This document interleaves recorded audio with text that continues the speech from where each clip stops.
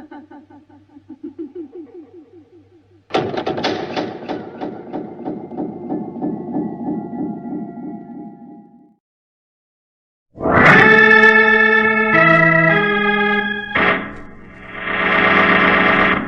New York City, the makers of Clipper Craft clothes for men and more than 1,200 leading retail stores from coast to coast present Sir Arthur Conan Doyle's immortal character, the world's most famous detective, Sherlock Holmes, starring John Stanley.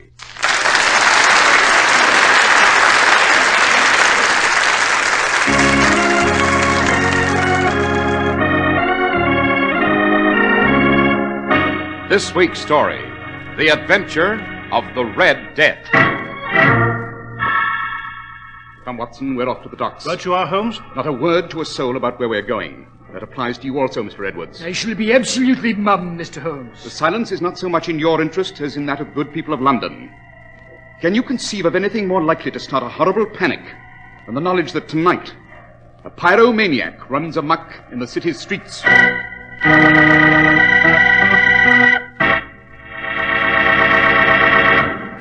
You owe it to yourself to look your best, even in the crushing heat of summer. And that's precisely why you should choose a Clippercraft summer suit. When you wear a Clippercraft suit of special, lightweight construction, you keep cool because millions of tiny woven windows afford such perfect ventilation. You look cool, too, because Clippercraft suits are so perfectly tailored, they retain their crispness long after other suits are heat-crumpled and saggy. From every angle, a Clippercraft summer suit is a fine investment. For only $33.75 to $42.50, your Clippercraft suit will be envied by men who pay much more. Clippercraft is one of the greatest values in America because you benefit from the economies of the unique Clippercraft plan, whereby more than 1,200 independent merchants from coast to coast pool their tremendous buying power. So look better, feel better, and save money.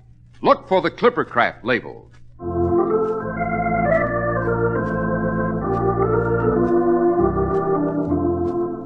Dr. Watson, what did you mean when you gave tonight's memoir the title of The Adventure of the Red Death? Well, it was a type of death criminally administered by a certain gentleman in our story, Mr. Harris. The adventure began at a waterfront cafe by the London docks, which extend from the Tower Bridge to beyond North Woolwich, mile upon mile of quays, warehouses, great basins that are bursting with shipping from the farthest corners of the earth. At the West India docks, there was a cafe called the Smiling Duchess. It was frequented by men of all the seven seas. In the back room, the owner, Peter Nichols, sat by a huge oaken table in the flickering candlelight, talking to a very attractive young lady named Vicky, who was employed there as a waitress. Is he here, Vicky? Yes, Peter. Waiting just outside that door. Have much trouble bringing him here? Oh, he acted up now and then. What's to be expected? He's come from a home for the criminally insane, you know. Bring him in. Come in, Captain West. I don't remember this place. Was I ever here before? Oh, easy, Captain, easy. Sit down. I don't remember you either. Or this girl. Why was I brought here? The doctors won't ask more questions, will they? No, you're out of that place, you see. Now sit down. I'm Peter Nichols. You remember old Peter, the Smiling Duchess now, don't you? Oh, you certainly remember me, don't you? No man that comes here forgets Vicky. I think, Captain, it was just a few years ago. Every time your ship docked here in London, you'd stop by for a swig of rum. Peter Nichols. Oh, yes. Now I know you. You're out of the insane asylum, Christopher West. Can you understand that? Now listen to me. You're free. We got you out. Me and Vicky. You did? We needed you. We needed your talent. So Vicky spoke with a guard at the asylum. I gave her money. She used her charms. The guard let you out and turned you over to her. Ah, I see. I was confused. It happened so quickly. I'd fallen asleep in a cell. The guard woke me up. You're going to enjoy yourself now, Christopher West, the way you like to. We're going to find whatever equipment you need, and you're going to start fires for us. Yes, a fire. They wouldn't let me. Most people won't admit the satisfaction, you know, but I do. Did you ever see how a man's eyes light up when he sees a fire? I want to see things burn, the flames eating away at the guts of the building till it's a black hulk. Where? When do we start the fire? Soon enough. Why do you want me to start it? Do you like to see things burn? Do you love the flames as I do? Yes, Captain West. That's why. There's a warehouse nearby on Cuba Street by the Southwest India Dock Pier. I want to see it burn. That's why we took you out of that awful hospital. I am grateful for that. They wouldn't let me start fires, and when I can't, there's pressure in my head. I can't stand it. We need you. You can start fires so quickly, so easily, so surely. And no one will know. When? Tonight, Captain West. Tonight!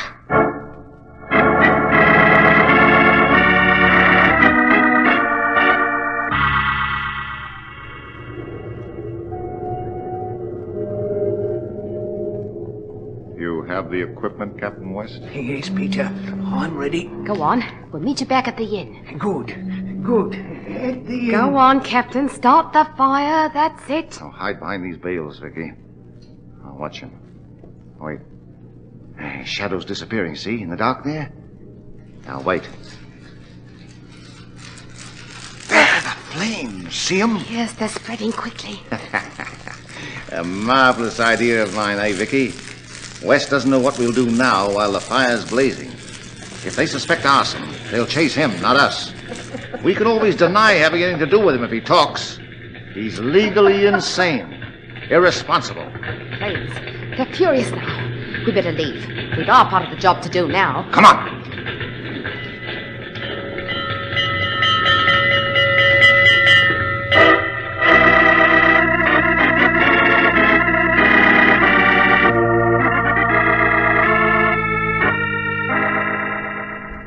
Your name is Edwards, sir? George Edwards, Mr. Holmes. I'm the director of the Hampton County Hospital for the Criminally Insane. Are you a physician, sir? No, Dr. Watson. Mine is a political post, which is why I've come here to Baker Street, Mr. Holmes. Just why have you come here? The patient has escaped. Terribly dangerous man.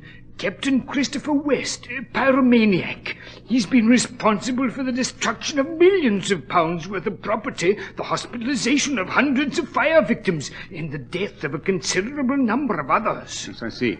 Why haven't you adopted the ordinary procedure and alarmed the police? If I were to tell the police, Mr. Holmes, there'd be investigation. My political opponents would charge me with incompetence, and I'd lose my post. You must find this maniac. Will you, Mr. Holmes? Can you describe this Captain West? I brought our file card, his portrait and characteristics. Yes. Intriguing. The circumstances of his escape, Mr. Edwards, you've looked into that, I presume? I have, Mr. Holmes. The guard was careless. He left the cell door open. West must have stolen down the hallway and then over the wall. Well, is it a simple matter to climb over your protective wall? Are you gentlemen implying that I've been lax? Well, it's curious, sir, that an escape from a home for the insane, which should be child's play, a glance in the wrong direction by the guard, and the entire city of London's menaced. Curious juxtaposition of facts, Mr. Edwards. Your juxtaposition, Mr. Holmes? Come, Watson, a cab. We're off to the docks. Why the docks, Holmes? Because of this dossier I've read about Captain West. He was a sea captain with a great passenger ship. He was ordered to retire by his firm. He refused. When the firm insisted, he became furious. He desired revenge. He set fire to their ships as they lay in the docks. Yes, but I don't see... He found there was an immense satisfaction in creating fires. He became a pyromaniac. Always in the area of the sea. Always a fire that threatened a harbor and the ships at anchor there. We're off to the docks, Watson, and Mr. Edwards. Not a word to a soul. I shall be absolutely mum, Mr. Holmes. The silence is not so much in your interest as in that of the good people of London. Can you conceive of anything more likely to start a panic than the fact that tonight a pyromaniac runs amok in the city's streets?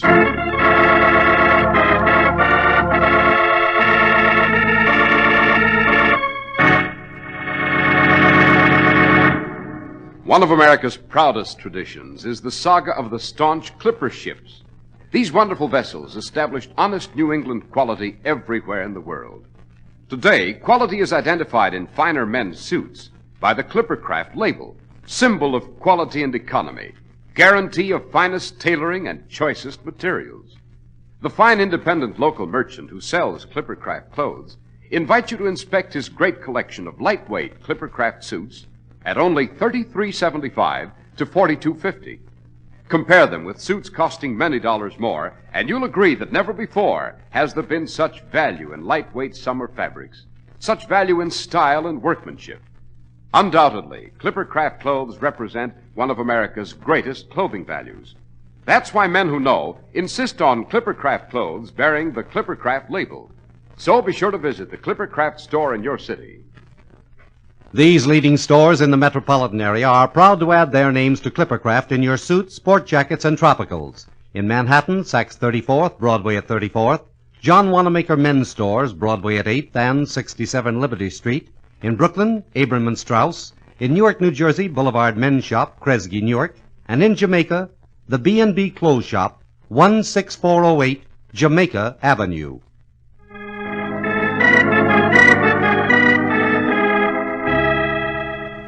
Dr. Watson, you and Mr. Holmes were dashing to the docks of London to find Christopher West, the escaped pyromaniac. Yes, so we were, Mr. Harris. That night our carriage raced across the cobblestones by the edge of the water. As the silhouettes of countless ships passed to our right, London's fabulous docks flew past. The giant granaries, the endless acres of bales and packing boxes, the crates of wool and ivory, the pungent odors of oil and coffee, spices.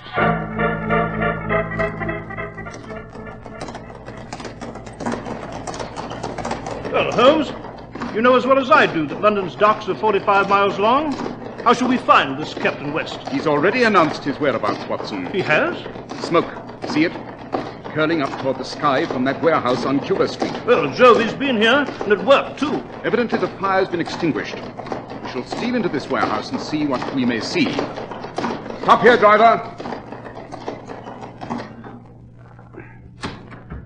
And step down, Watson. Yes, right. Keep the change, driver, and wait here. Now, let us hope that this smoldering ruin's been abandoned except for a watchman or two. Then we may examine this warehouse without incompetent meddling from the police. Careful, Watson, it'll be extremely dangerous. Yes, rotting wood, loose beams, this blasted smoke. Yes, keep your handkerchief over your mouth. We shall proceed very quietly into this wreckage. Slowly, carefully. The maniac may be hiding here.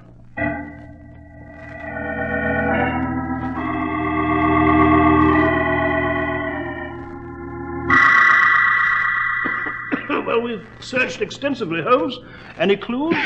I can confirm, Watson, that this fire is of incendiary origin. Most likely, therefore, the work of Christopher West. How can you confirm it? By those dark stains upon the floor. They look like ink. Quite.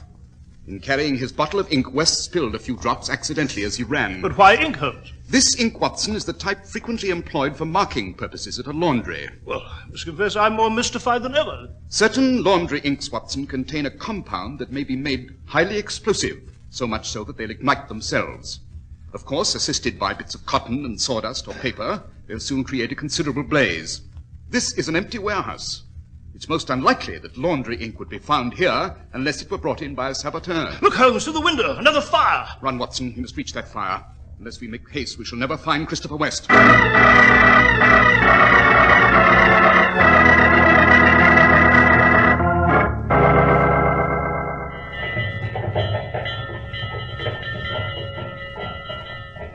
Well, here goes the last of the firemen, Holmes. They've managed to extinguish the second blaze. There'll probably be a third shortly. Yes. Watson, doesn't the geography of these two gutted warehouses strike you as fascinating? The geography, Holmes? Yes. Think of their positions. Then of the fact that both were deserted before the blaze began. Where does that lead you, Holmes? Close to the solution, Watson. Then you know where Christopher West can be found? Not just yet, but that may be determined quickly. Yes, but how? By my retiring to the King Neptune, which is a popular tavern nearby, for a glass of beer. What the devil, Holmes? Hundreds of persons may be trapped and burned alive in the next few hours because this pyromaniac is scurrying about, fiendishly starting fires.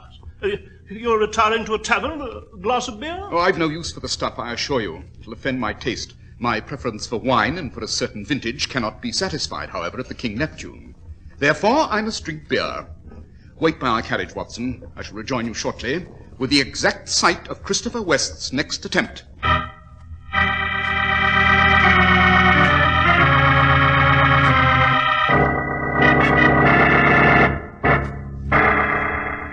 We're doing well, Captain West.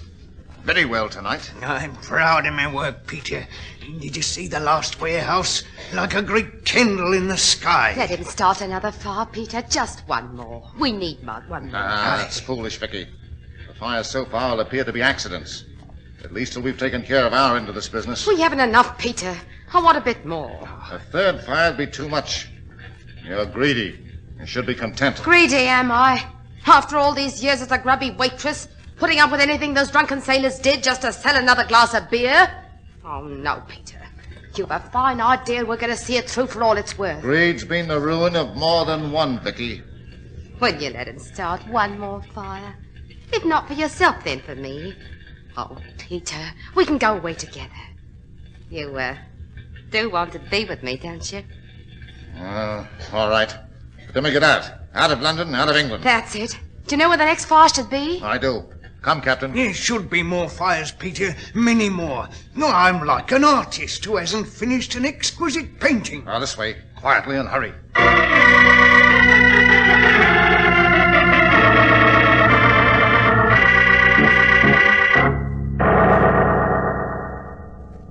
There we are, Captain. That warehouse. I see it. How will you start this one? This candle and this bucket of lime. Both will leave no trace. They'll be destroyed. I take the candle so, and with one delicate stroke, the magnificence of a great fire is born. The lime is clever of me, eh, Vicky? Kerosene leaves an odor. It'd make them suspicious. Not lime, though. Go on, West. We'll see you after. Come on, Vicky. I'm with you, Peter. Now I do it again. I'll step into the warehouse. Just lift this window and climb in. And now, Christopher West, that wonderful moment again. That moment before you start the fire. You're alone, free, no one to disturb you. The match. Who's there? The watchman. I'll wait behind this post. I said who's there? Here I just... You'll break my neck! Shut up! If you make a sound, I'll break your neck. I can snap it like this. I'm going to start a fire and you won't stop me. You won't live to see that they take me back. I won't go back. I won't start the fire the way I planned, though. I have a much better idea. I'll start it with you. Yeah, I can hold you and put the candle to your clothes. There. Clothes are burning, see? Soon the flames will reach deeper. Your face, your eyes, your hair. Burn! Stand away from that watchman. Your coat, Watson. Take it off. Smother those flames. I'll keep an eye on West. Right, Holmes. My coat, I'll put out the flames here. But, for God, thank you. Don't attempt to run off, Captain West. But I just wanted to... The watchman all right, Watson? Yes, Holmes, yes. Who are you? I am Sherlock Holmes. This is Dr. John Watson.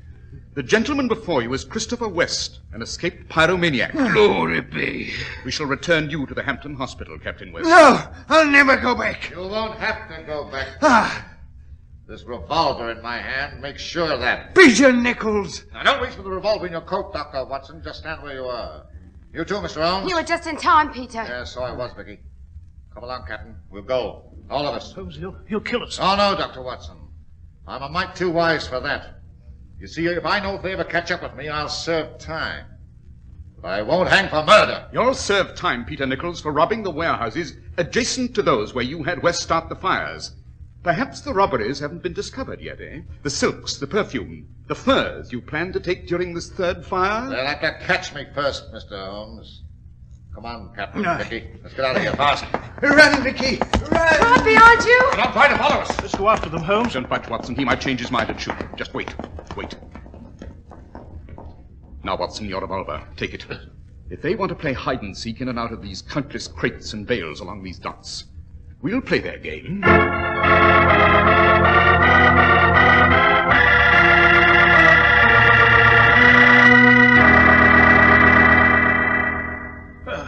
I'm exhausted, Holmes. My leg. See any sign of them? I saw a glimpse of Vicky's colored dress, off to the left by the gangways of the wine vaults. Let's go in. Very quietly, Watson. They may be concealing themselves behind a stack of wine barrels.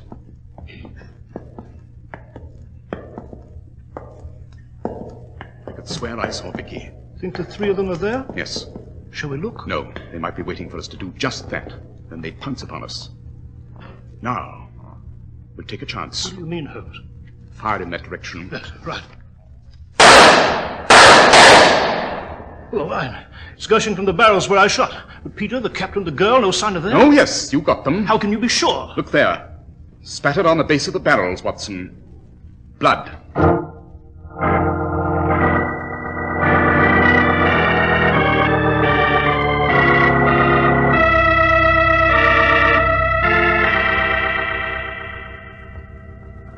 Well, Holmes, before you light your pipe and relax into one of your typical Baker Street reveries, from which I do not dare to disturb you, tell me, how did you know Christopher West would be at the particular warehouse where you found him?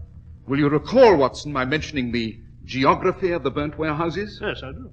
I observed that although each was empty, each was also directly beside another warehouse which contained priceless merchandise. Go on. It occurred to me that this was a maneuver whereby someone, Peter Nichols as it developed, had deliberately freed Captain West and set him loose to start fires. Peter, who was an old hand at the wharves, must have known the West case and the merchandise. The fire, you see, distracted the police. And during the excitement, Peter and Vicky would sneak into the adjacent warehouse and help themselves. Aha, I see. But how did you know exactly which warehouse would be next? Well, you recall I left you to visit the King Neptune Tavern. By drinking a beer with the seamen there, it was a simple matter to listen to their eternal gossip and to determine which warehouse had recently received a shipment of highly priced goods. That indicated the spot where West would most probably strike next. Bless it, Holmes. Why do these things seem so utterly obvious after you've explained them? Because weak minds are like a microscope, magnifying trifling things, but unable to receive the larger ones. However, for your humble servant, elementary, my dear Watson. Elementary.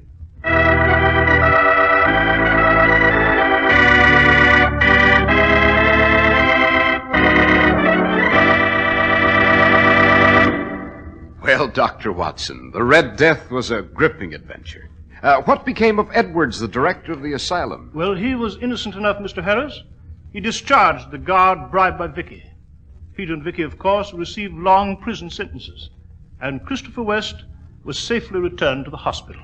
Well, Dr. Watson, usually at this time I ask you what you've planned for next week, and we look forward eagerly to another exciting adventure with you and Mr. Holmes. But I'm very sorry to say that we've reached the end of our current series, Doctor. Yes, that's right, Mr. Harris. Someone is with us again. Time for all of us to go scooting off on our vacations. So I regret that we shan't be together for a while. Well, we'll be waiting for you, Dr. Watson. These evenings with you and Holmes have been most enjoyable. Well, thank you, Mr. Harris. And our thanks also to the makers of Clippercraft clothes. May I wish you and yours a pleasant summer holiday?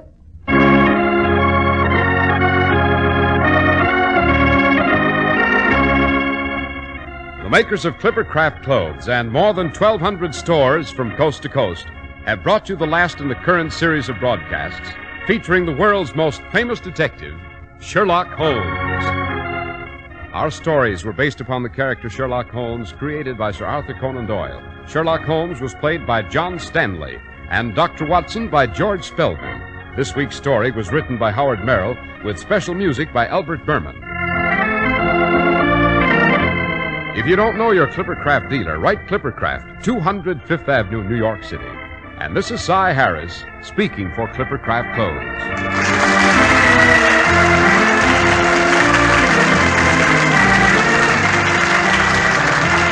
This is the Mutual Broadcasting System.